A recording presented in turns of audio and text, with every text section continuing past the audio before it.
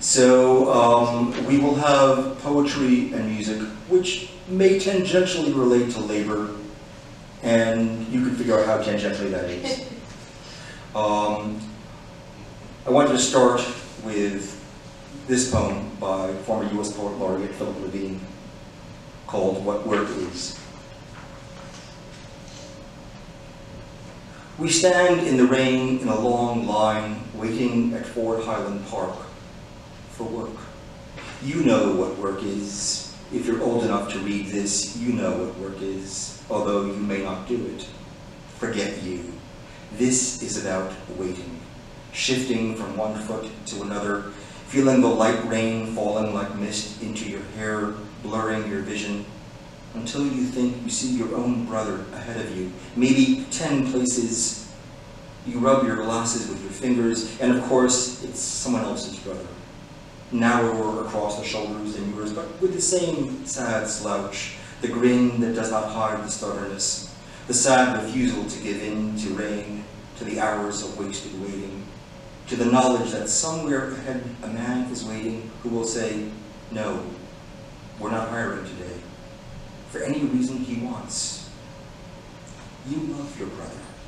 Now suddenly you can hardly stand the love flooding for you from your brother, who's not beside you or behind or ahead, because he's home trying to sleep off a miserable night shift at Cadillac so he can get up before noon to study his German, works 8 hours a night so he can sing Wagner, the opera you hate most, the worst music ever invented.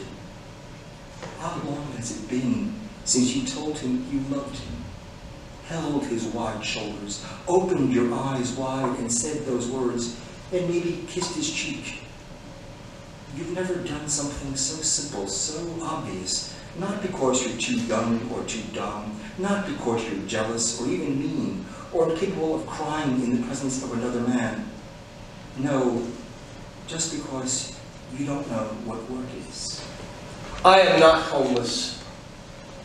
There is a number on my door, a roommate, cat, quilt, desk, sofa, spray bottles under the sink. I am not homeless. On the train, initiated, showing my monthly ticket to the guard. I am not homeless. At my desk in the office, expected to talk, beg, bring in the business, give them the business, business as usual, or get the hell out. I am not homeless in a world of obligation, scrambling to pay rent, electricity, gas, oil, phone, commutation, food.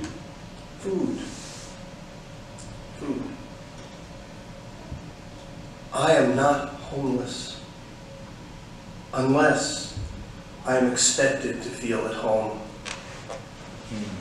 This is by a guy named Antler. Anybody heard of him?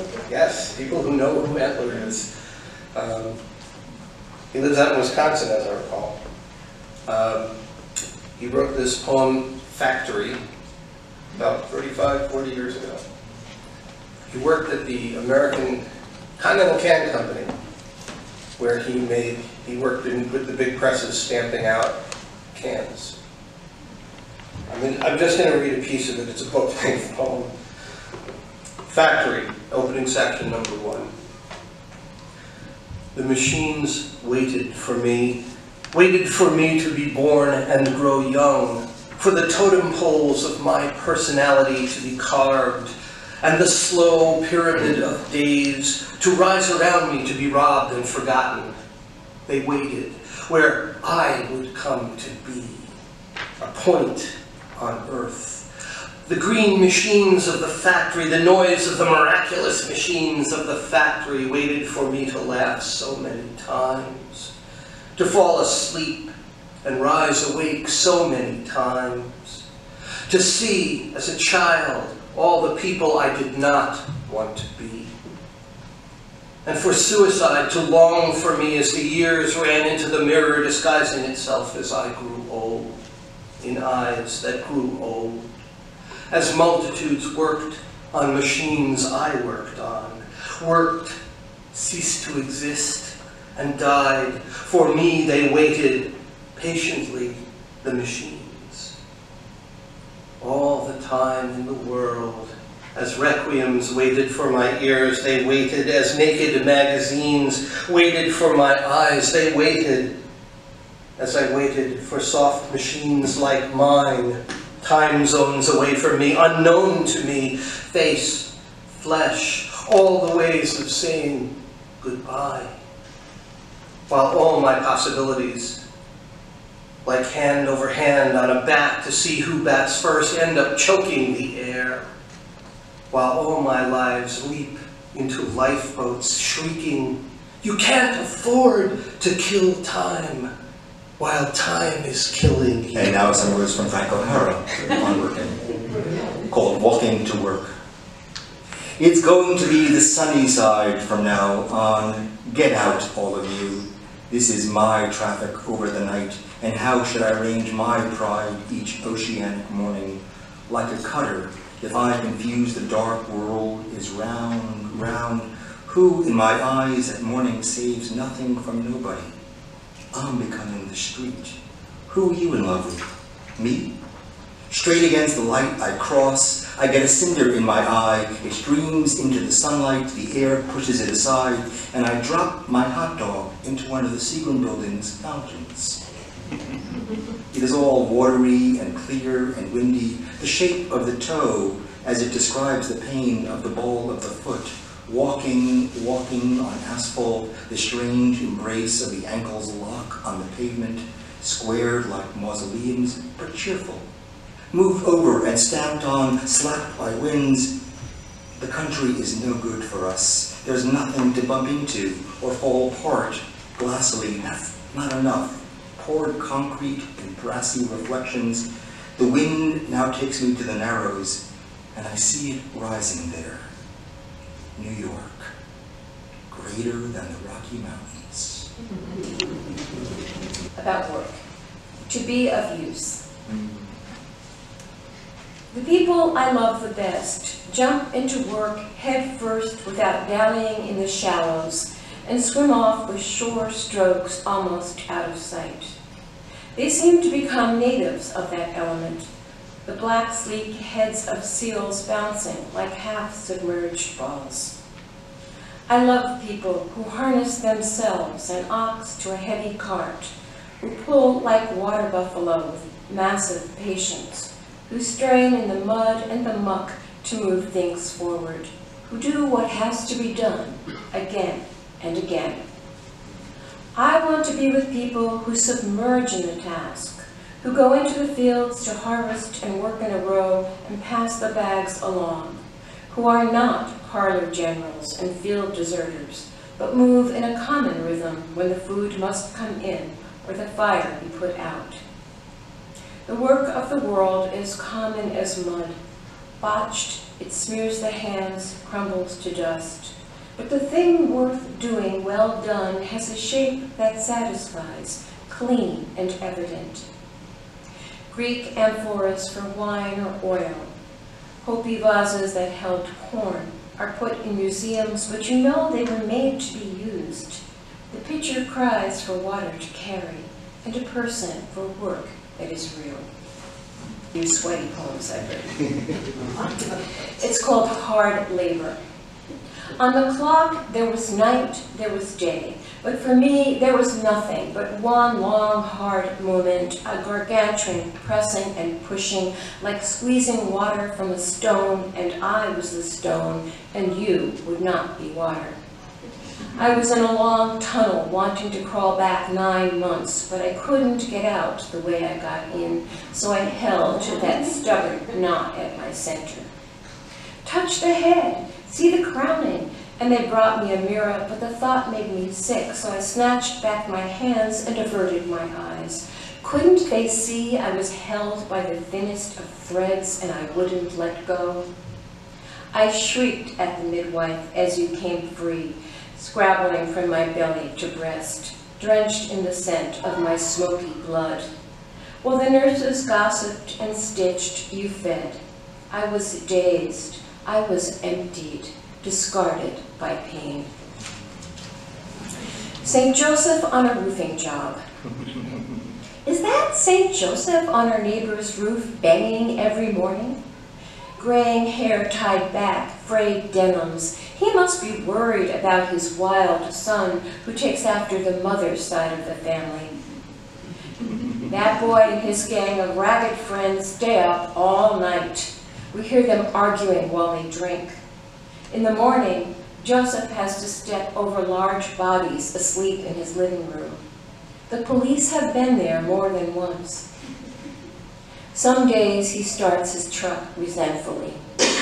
This morning he fits the shingles, nails them neatly into place, and thinks of other girls he could have married, of his friends whose boys are glad to learn the family trade. His son can't hold a hammer, prefers Mary's stories to his jokes. He tries to be a good man, though he knows he's inadequate to curb a son headed for destruction or a mother in whose eyes the boys can do no wrong. Sometimes it's got to be enough to fix the leaking roof. And in her voice, her housekeeper. Readers, I understand the mysteries of the scoured pot, clogged pipe, tolling dinner bell hold no appeal. But Nancy couldn't be Nancy without me. My flowered apron does the trick.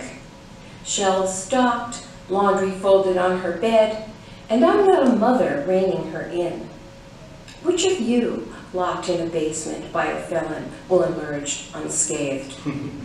I'm the one who holds the clues to your actual life. A neon halo above a flashing foot. But when I go inside to buy a gift certificate for my daughter, a young woman, sleek waterfall of dark hair, shakes her head. No reflexology, bodywork, only bodywork. Even in struggling English, she's adamant. Back home, no websites, just online reviews on rubmaps.com. Beautiful masseuse. Try the table shower. It's the balls. To read more, pay and join. It's the balls, friends laugh. In this respectable town? Days pass, I dream of women assaulted, trafficked. The weekend detective gives me the number of the day detective. The day detective takes a message for the night detective. No one calls back. On the FBI hotline, a woman answers. Rub maps, usually a tip-off. Was there an ATM? Were the windows shuttered? Here's the reference number. May we contact you? A month later, the night detective leaves a message, assures me it's under control. 2, the only thing they had. Perhaps she was the only thing they had of value, so they traded her for money to stop death threats from loan sharks. I've read about such things.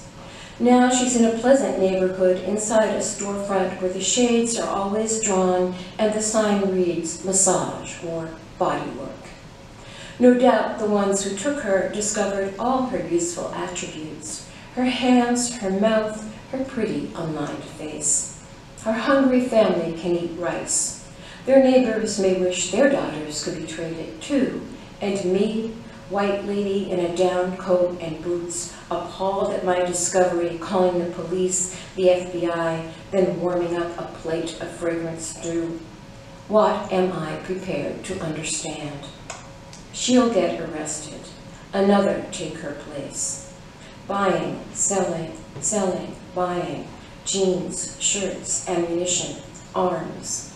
Fields poisoned, sons dead. Daughters on a plane to us. Hard work.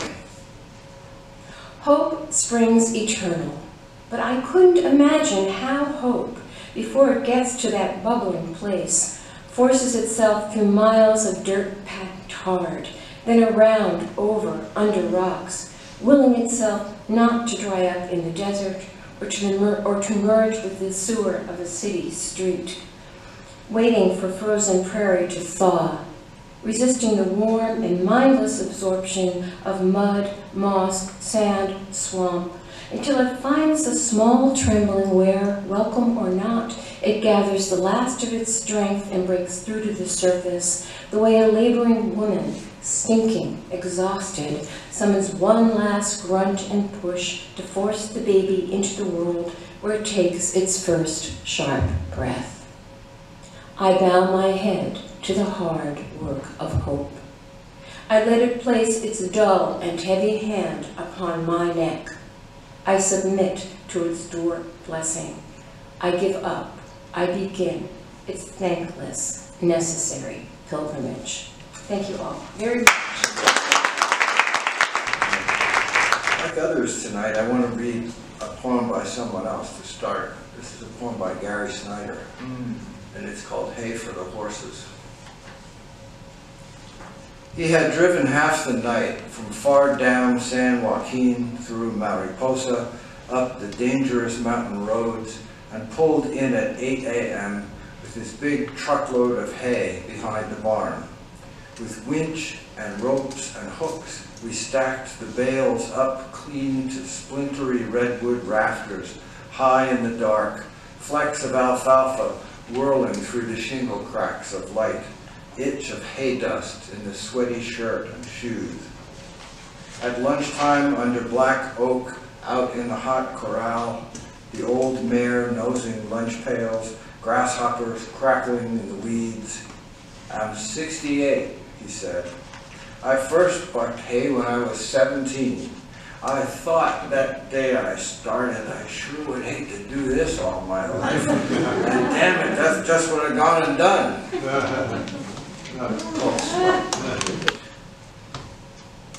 A man is mowing between the rows of headstones on a little toy-like tractor.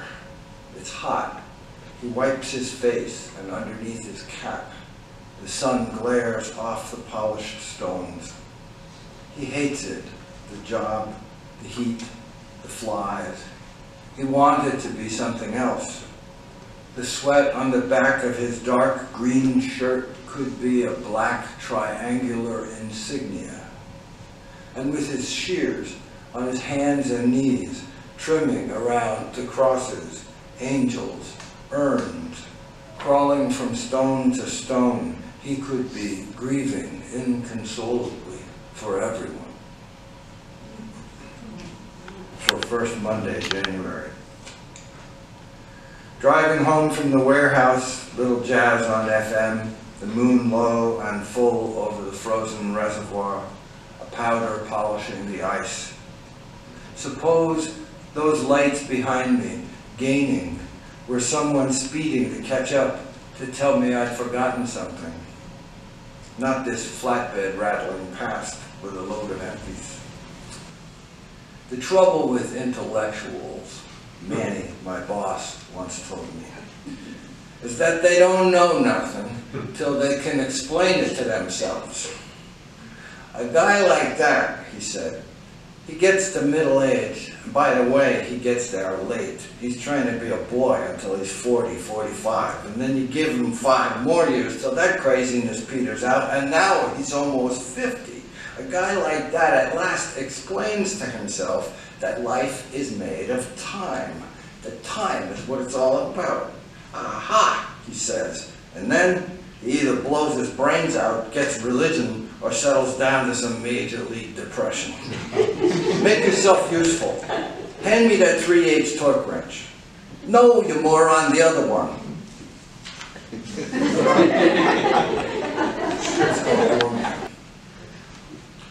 Bright buttons, white gloves, polished shoes.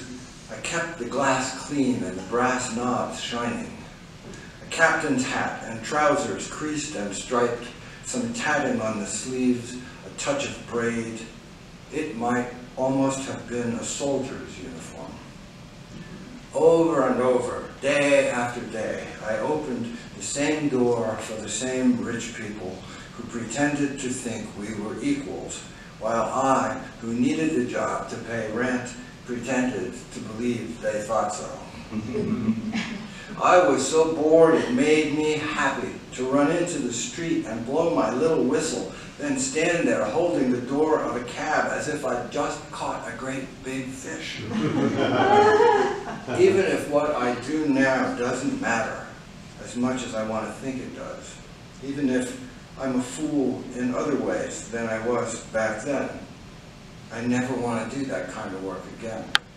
Over and over, day after day, opening the same door for the same rich people. This is a poem called Shoes. My mother cut holes in her shoes so her corns would stick out, not torment her, standing all day in a mill folding woolen sweaters. Her shoes stank. They were ugly. Twin lobsters in a tank at the market, laces, defeated antennae, children tapping at the glass saying, ew. And she cut linoleum to cover, from inside, the holes in the soles, because those were the only shoes she could bear to wear to work, and because she needed to work. And she soaked her feet in the evening, and smoked and listened to the radio, and imagined walking where? After work, called a summer nap. I dreamed I had died and didn't tell anybody. It was my death, none of their business. When I met the angels, they were all the same birds I'd been hearing, uncomprehending, all my life. And when I woke, I recalled the way their singing felt, but no words, not in this world. Though I'm now convinced there's more joy to be had than we ever believed we might allow ourselves. So I listened to the birds in the breathing trees.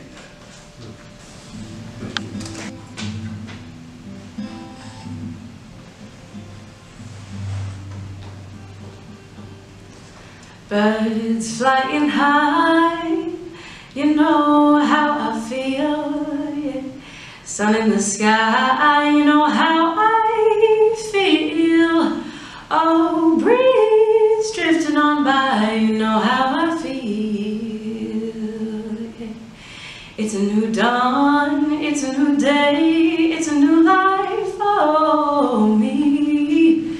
It's a new dawn, it's a new day, it's a new life for me. Ooh, yeah, I'm feeling good.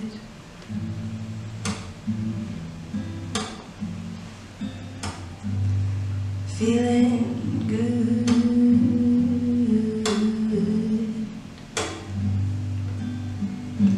Fish in the sea, yeah, you know how I feel. River running free, yeah, you know how I feel, yeah. Blossom on a tree, you know how I feel, yeah. It's a new dawn, new day, new life, yeah, for me, and I'm feeling good, feeling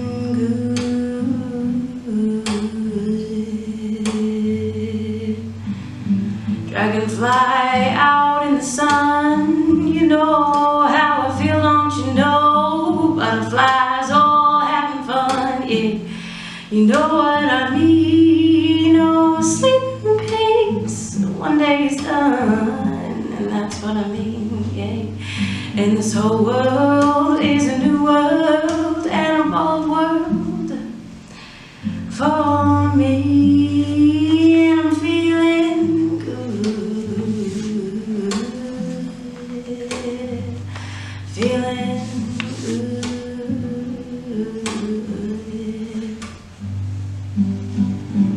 Birds flying high, you know how I feel. Sun in the sky, yeah, you know how I feel. Oh, breeze drifting on by, you know how I feel. Freedom is mine, and I know how I feel. I said, freedom is mine, and I know how I feel. Oh, sleep in peace, one day is done, that's And this whole world is a new world and a bold world for me. And I'm feeling good, feeling good, feeling good. Do you ever dream of diamonds and pearls? Do you ever dream as a fickle girl like you dream of love, like you dream of love? Do you ever dream of being your own king? Do you ever dream of no one under your wing like you dream of love? Do you ever dream of the fates? Do you ever dream of heaven's gates like you dream of love, like you dream of love?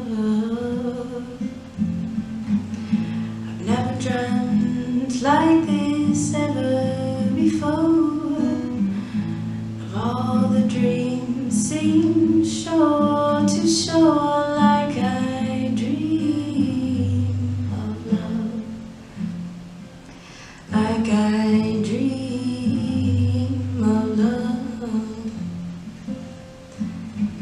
Do you ever dream of the loved and lost? Do you ever dream of memories far and gone like you dream of love? Do you ever dream of diamonds and pearls? Do you ever dream? Do you ever dream of the above?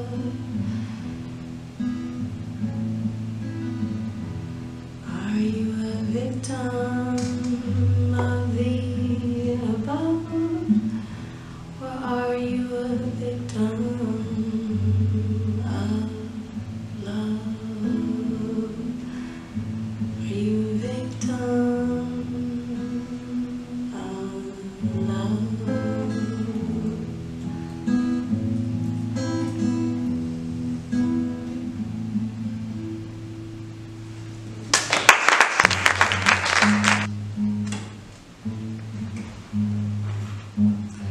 Now this song is about a man named Lewis.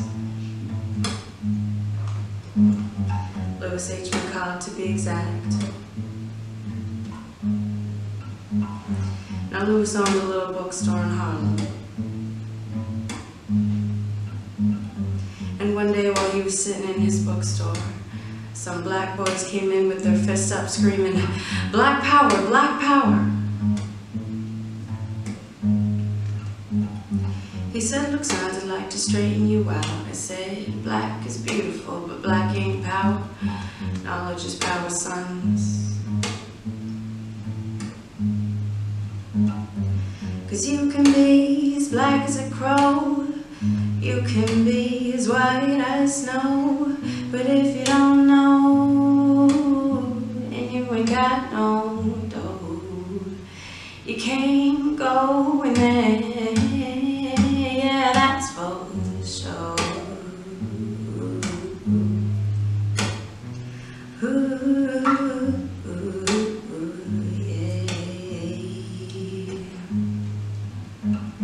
Now Lewis also said that when the white man landed here, he brought two weapons. One was the Bible, and the other was the gun. If he didn't humble you with the Bible, he crumbled you with the gun. And they're still praising the Lord and passing ammunition all over the world. Yeah, see, you can be as black as a crow, you can be as white as snow, but if you don't know and you ain't got no dough, you can't go in there.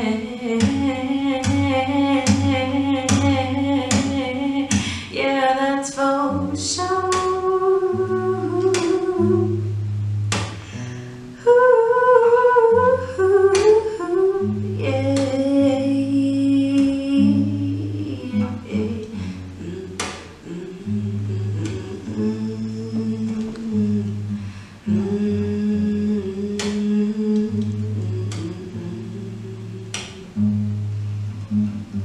Now, as I was listening to Lewis's words, I thought a couple of my own.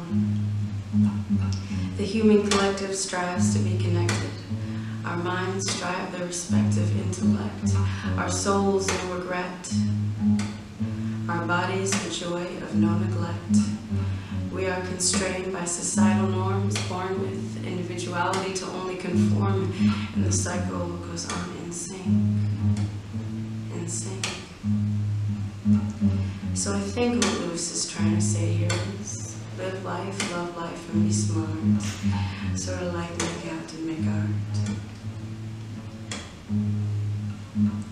And as for the system, don't tear apart it. So you can be as black as a crow, you can be as white as snow, but if you don't know and you ain't got no dough, you can't go in there.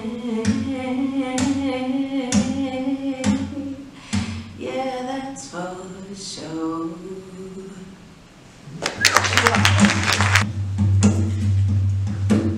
Mr.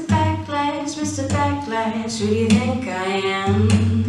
You raise my taxes, freeze my wages, and send my son to Vietnam. You give me second-class houses and second-class schools, yeah. Do you think all us colored folks are just second-class fools, Mr. Backlash, yeah? I'm gonna leave you with the backlash blues. When I try to find a job to earn a little cash, all you got to offer is your mean old white backlash.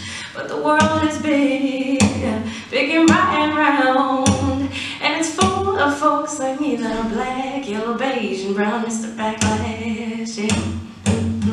I'm gonna leave you with the backlash blues.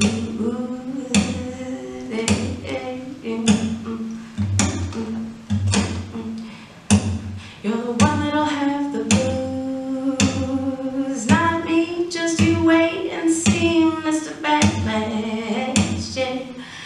I'm gonna leave you with the backlash blues, the backlash blues, the backlash blues. And the song is a heavy song, it's called Aleppo Falls, and it is in lieu of what has been going on recently.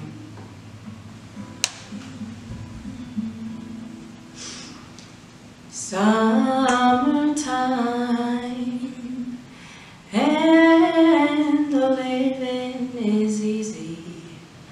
Fish are jumping and the cotton is high. Your daddy's rich and your mama's good looking. So hush, little baby, don't you cry.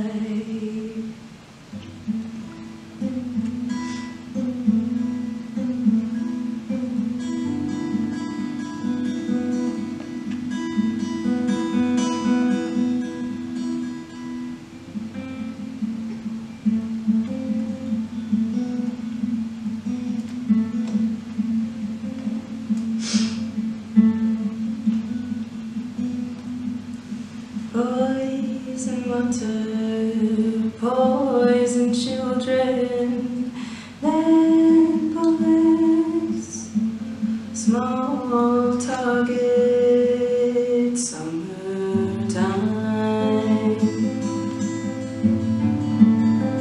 and living is easy.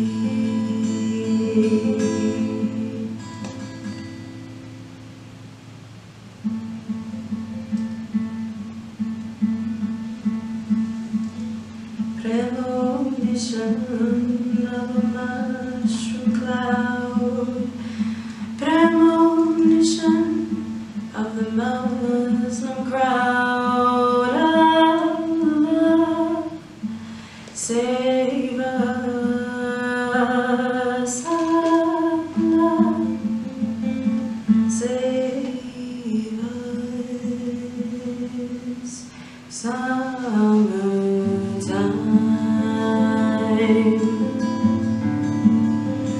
and living is easy.